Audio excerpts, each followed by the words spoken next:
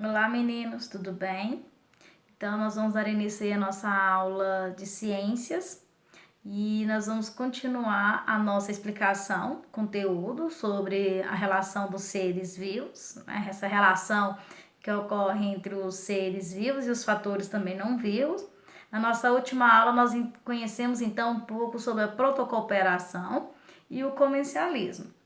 Hoje nós vamos aprender um pouco de uma outra relação. Essa relação que nós chamamos de sociedade. O que seria sociedade? O nome já fala, conjunto, viver em comunidade, em sociedade. Algumas espécies, elas não conseguem viver sozinhas, ou seja, de forma isoladas. Elas dependem uma das outras para sobreviver. Então, nós temos, por exemplo, a formiga, a abelha, que trabalham juntas, cada uma desempenhando uma função dentro de sua sociedade. Outra relação que nós temos é a predação. O nome já fala, predador, em que você tem apenas uma espécie que vai se beneficiar. Logicamente que é aquele que é mais forte, o ágil, aquele que possui um poder superior em relação às espécies inferiores. Aqui nós poderíamos dizer, por exemplo, o leão que caça uma espécie menor que ele, a cobra que se alimenta do sapo, que por a gente for analisar, a cobra também ela serve de alimento para quem? Para uma águia. E aí nós entramos também naquele conteúdo que nós estudamos anteriormente, que são as cadeias alimentares, em que um ser ele vai servir de alimento para um outro ser o que? Maior, ou seja, o predador.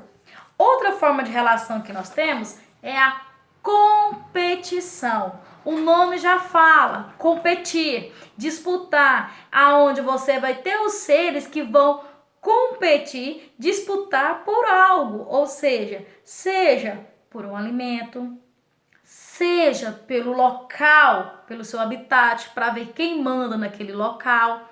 E aí aquelas espécies maiores, consideradas superiores, sempre vão levar vantagens em relação a uma competição, ok?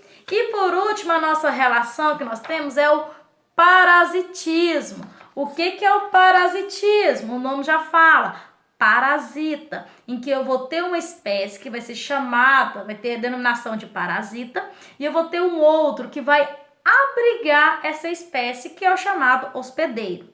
Esse hospedeiro ele vai sair prejudicado dessa relação. Por quê? Porque o parasita ele vai depender do hospedeiro para a sua sobrevivência. Nós podemos dar exemplo aí em relação ao carrapato. O carrapato que se alimenta do sangue do cachorro ou do gato. Então, para ele viver, ele vai necessitar de um hospedeiro, ok? Agora eu gostaria que vocês fizessem para mim as atividades a página 31, 32, 35 e 36.